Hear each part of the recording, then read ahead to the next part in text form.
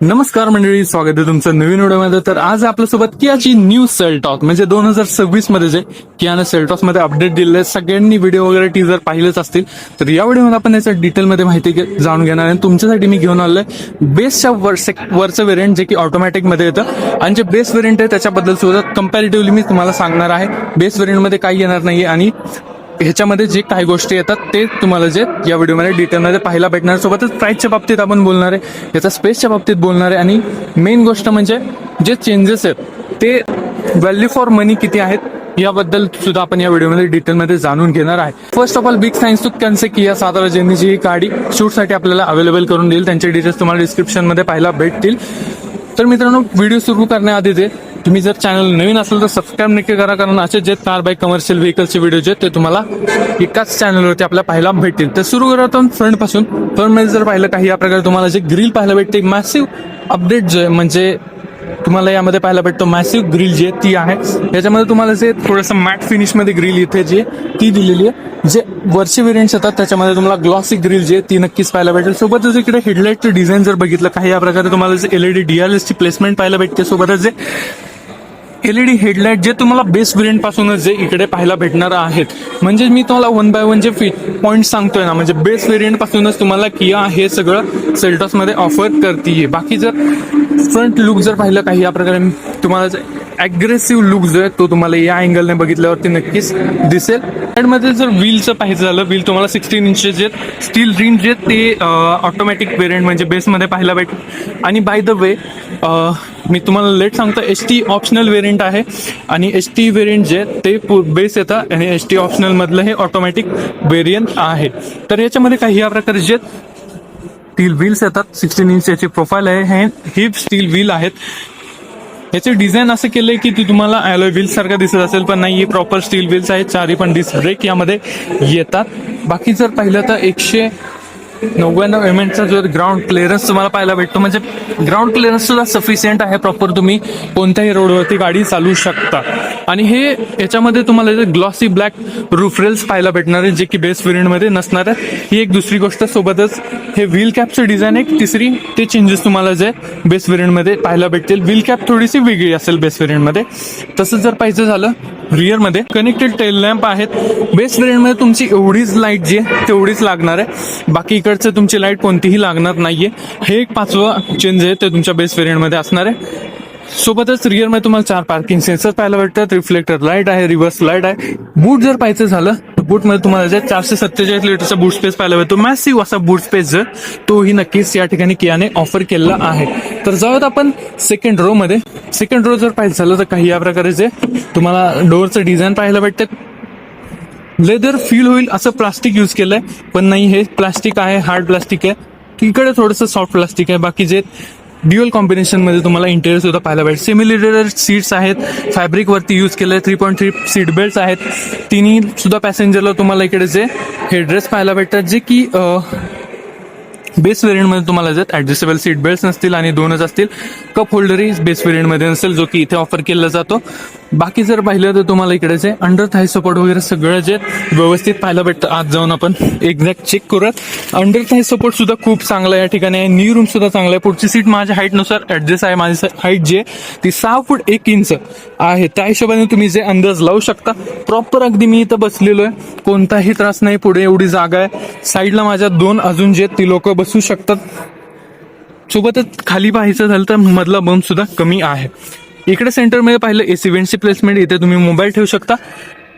राहतो एक गोष्ट, चार्जिंगला आपण कुठे लावणार, तर चार्जर जो आहे तो तुम्ही नक्कीच मित्रांनो टॉप व्हेरियंटमध्ये तर इकडे पाहायला भेटतो, पण बेस व्हेरियंटमध्ये त्यांनी इथे सेंटरला दिलेला आहे. बॅक सीटला दोन्ही सुद्धा आहे, फ्रंट सीट जे आहेत त्याच्या. तर हे सुद्धा आहे. 6 एअरबॅग्स आता सेफ्टीचं ESC असेल, ABS असेल, सगळं जे तुम्हाला सेफ्टीच्या बाबतीत कोणताही कॉम्प्रोमाइज पाहायला भेटत नाही. बाकीचे सेफ्टी च्या बाबतीत जर बोलायचं झालं, सेफ्टी रेटिंग येईल त्यावेळेला तुम्हाला क्लिअर होईल. बाकी पुढचं जे डॅशबोर्ड मागून जे तो काही या प्रकारे दिसतोय. आता जाऊयात आपण सरळ फ्रंट मध्ये आणि पाहूयात फ्रंट डॅशबोर्ड आणि डोअरचं ट्रिम. बाकी जर पाहिजे झालं मित्रांनो, गाडी खूपच जबरदस्त जे कियाने बनवलेली आहे. सेल्टॉस मधला जो अपडेट आहे ना, खूपच म्हणजे मला पर्सनली जास्त आवडलाय. इकडे जर पाहिलं सेम जे ड्युअल ट्रिम मध्ये तुम्हाला डिझाईन पाहायला भेटेल डोअरची. बाकी ओव्हर जे तुमची ऑटोमॅटिकली ऍडजस्ट होणार विंडो अप अँड डाऊन, जे फक्त ड्रायव्हर साईडची जे automatic one touch up and down तुम्हाला इथे प्रोव्हाइड केलेला आहे. तो मी तुम्हाला दाखवतो. वन टच मध्ये तुमची डाऊननी अप सुद्धा होणार आहे. जसे की वन टच मध्ये डाऊन झाली, याच्यामध्ये अँटी पिनचं फीचर येतं. जसं मी जर इथे हात अडकला तर ऑटोमॅटिकली विंडो खाली सुद्धा जाणार आहे. म्हणजे हे एक चांगलं फीचर्स येतं. इकडचं पाहिजे सीटचं तुम्हाला जे सीट काही या प्रकारे हाईट ऍडजस्टेबल सीट जे ते नक्कीच पाहायला भेटतात. इकडून फ्यूल लीड ओपन करू शकता. बाकी इकडे जे ट्रॅक्शन कंट्रोल आणि बाकीचे जे हेडलाईट लेवलवर तुम्हाला दिसतोय, इकडे तुम्ही की इन्सर्ट करू शकता. तर जाऊयात आपण सरळ आतमध्ये. जर पाहिजे काही या प्रकारे जे स्टेअरिंग व्हीलचं डिझाईन जे ते तुम्हाला नक्कीच पाहायला भेटतं. 4 स्पोक स्टेअरिंग व्हील आहे. बेस व्हेरियंट असून सुद्धा जे स्टेअरिंग व्हीलचं डिझाईन मला पर्सनली आवडलेलं आहे. म्हणजे एवढंही रफ अँड टफ नाहीये, व्यवस्थित जे सगळे इलेमेंट्स आहेत त्याच्यामध्ये क्रूज कंट्रोल आहे. तिकडून जे तुम्ही मोड वगैरे जे ते चेंज करू शकता. बाकी जर डिस्प्ले पाहिला तुम्हाला पूर्ण डिजिटल डिस्प्ले या ठिकाणी पाहायला भेटतो. नॉईज येतोय, मी दरवाजा बंद करतो. हा, तर आता तुम्हाला क्लिअर व्हॉइस येईल थोडा. इकडे जर पाहिलं तर तुम्हाला डिस्प्ले जो डिजिटल डिस्प्ले पाहायला भेटतो. कोणताही अॅनालॉग नाही, पण पर्सनली जर याच्यामध्ये बेस व्हेरियंटमध्ये तरी जर आरपीएम आणि स्पीड जे ती सुई म्हणजे म्हणतो ना आपण काटे असतात ते जर असतं ना तर अजून थोडंसं बरं झालं असतं. पण ऍज अदर कॉम्पिटिटर्स जसं चाललंय तसं इकडे तुम्हाला अॅनालॉग सगळं आता इलिमिनेटच झालेलं आहे. सिंगल पॅनलमध्ये 2 स्क्रीन आहेत. इकडे जर पाहिलं तुम्हाला 3 ड्राईव्ह मोड्स पाहायला भेटतात. Eco sports, normal. 3 traction control modes जे ते आहेत. बाय द वे काही या प्रकारे स्टेअरिंग व्हील होतं. पॅडल शिफ्टर जे तेच नक्की तुम्हाला यामध्ये ऑटोमॅटिक असल्या कारणाने पाहायला भेटतात बेस व्हेरियंटमध्ये, बेस व्हेरियंट पासूनच. बाकी इकडे जर तुम्ही पाहिलं तर काही या प्रकारचा कॅमेरा क्वालिटी आहे. मॅप वगैरे याच्यामध्ये तुमचा ज्यावेळेला अँड्रॉइड ॲपल कारप्ले जे वायरलेसली कनेक्ट होऊन तुमचा मॅप वगैरे रन होणार आहे. इकडून सगळं जे तुम्ही व्हॉल्यूम अप अँड डाऊन सुद्धा इकडून करू शकता. सोबतच जर पाहिलं इकडे काही स्पेस आहे. इकडे तुम्ही चार्जिंग लावू शकता. हा तुमचा जर मॅन्युअल गिअर लिव्हर आहे, त्याची क्वालिटी पण तुम्हाला चांगली या ठिकाणी पाहायला भेटते. इकडे जर पाहिलं सेंटरमध्ये तुम्हाला कप होल्डर तुम्हाला पाहायला भेटतं. आर्मरेस्टच्या खाली सुद्धा तुम्हाला इकडे स्पेस नक्कीच पाहायला भेटतं. 12 वोल्टचं सॉकेट इथे दिलेलं आहे. इकडे जर पाहिलं तर तुम्हाला काही या प्रकारचे ग्लब बॉक्स पाहायला भेटतं. याच्यामध्ये जे काही या प्रकारे तुम्हाला पॉकेट सुद्धा पाहायला भेटतं. त्याच्यामध्ये डॉक्युमेंटेशन तुम्ही जे ठेवू शकता. ऑटो डिमिंग मिरर या ठिकाणी नाहीये. फ्रंटमध्ये जर वरती पाहिलं तर इकडे कोणताही मिरर किंवा लाईट प्रोव्हाइड केली नाहीये. तुम्हाला याच लाईट वरती जे काम चालवावं लागेल. इकडे जर पाहिलं मिरर आहे, लाईट तुम्ही इकडची यूज करू शकता. तर काही या प्रकारचा डॅशबोर्ड होता. तर बाहेर जाऊयात आणि बोलूया त्याचं इंजिन आणि प्राइसच्या बाबतीत. ओके, तर प्राइसच्या बाबतीत बोलायचं झालं तुम्हाला जे हे बेस व्हेरियंट ऑटोमॅटिक मध्ये जे येतं त्याची प्राइस जे अराउंड 15,77,000 पर्यंत ऑन रोड जाणार. आणि जे बेस व्हेरियंट येतं त्याच्यामध्ये त्यातलं काही फीचर्स येत नाही. जसं की रूफ रेल्स झाले, परत मागची सीट जे बेन सीट येते ती 60-40 सीट याच्यामध्ये ऑटोमॅटिक मध्ये येते. मॅन्युअल मध्ये तुम्हाला सिंगल सीट पाहायला भेटेल. म्हणजे थोडेसे जे 1,10,000 रुपये जे वाढतात त्याच्यावरती तुम्हाला चेंजेस त्याच्या अकॉर्डिंगली पाहायला भेटणार आहे.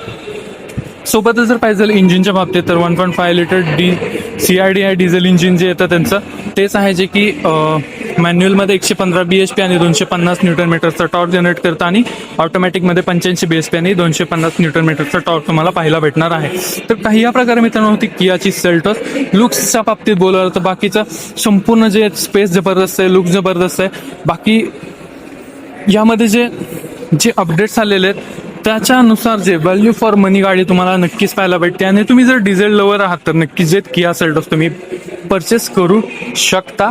ऑटोमॅटिक किंवा मॅन्युअल दोन्ही सुद्धा. ज्यावेळेला तुम्ही जर मॅन्युअल घ्यायला जाल त्याच्यामध्ये थोडे जर तुम्ही आफ्टर मार्केट काम केली, समजा तुम्ही टेल लॅम्प कनेक्टेड केलेत, पुढची ग्रिल जर बदलली तर यामध्ये तुमचे एक थोडेसे पैसे जातील. पण तुम्हाला नक्कीच टॉप व्हेरियंटचा फील जो आहे तो तुम्ही बेस्ट व्हेरियंट परचेस करून सुद्धा घेऊ शकता. तर मित्रांनो काही या प्रकारे होती कियाचे सेल्टॉस. तुम्हाला कशी वाटली कमेंटमध्ये सांगा. चॅनल नवीन असेल सबस्क्राईब करा. भेटत नवीन व्हिडिओमध्ये. तोपर्यंत सीट बेल्ट वापरा आणि ट्रॅफिक रूल्सला फॉलो करा.